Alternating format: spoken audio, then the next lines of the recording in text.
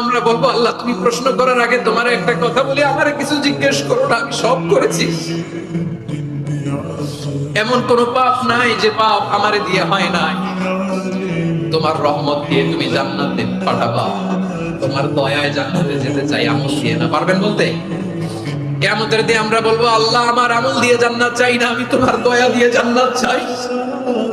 তোমার দয়া ছাড়া আমার কোনো উপায় নাই।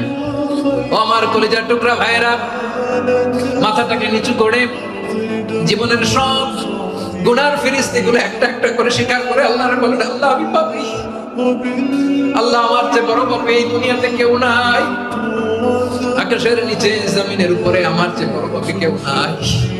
একটা একটা করে আমরা স্বীকার করি আমি পাপী, সব পাপের স্বীকৃতি দিলাম। আল্লাহ তাআলা যদি দয়া করে আমাদেরকে মাফ না করে, আমাদের বাঁচার কোনো উপায় নেই। আপনি কি ভেবেছেন আপনার নামাজ দিয়ে আপনি জান্নাতে যাবেন? আপনি তাহাজ্জুদ গুজার, সিজদা দিতে দিতে কপালে দাগ ফেলেছেন, এটা আপনারা জান্নাতে নেবে না। আপনি এলাকার সবচেয়ে বড় হাতেম তাই দানশীল, এই দানের ভরসায় বসে আছেন। খুশিন কালো আমাদের নামাজ, আমাদের রোজা, আমাদের ইবাদত, এগুলোকে মিজানের পাল্লায় উঠালে কোনো ওজনই হবে না।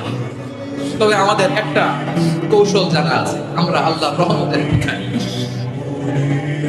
কারণ আল্লাহ যদি বিচার করে বাঁচার কারো উপায় নাই। আল্লাহ যদি বলে ফেলেন তুই না করলি কেন, ওখানে গেলি কেন, কোরআনে 1000 বার নিষেধ করলাম তারপরেও এই পাপে জড়ালি কেন, এরকম প্রশ্ন ছুড়ে দিলে আমার উত্তর আছে?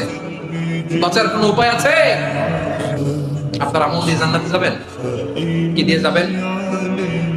আল্লাহর দয়া দিয়ে। আল্লাহর রহম আর দয়া ছাড়া কেউ জান্নাতের চেহারাও দেখতে পাবে না।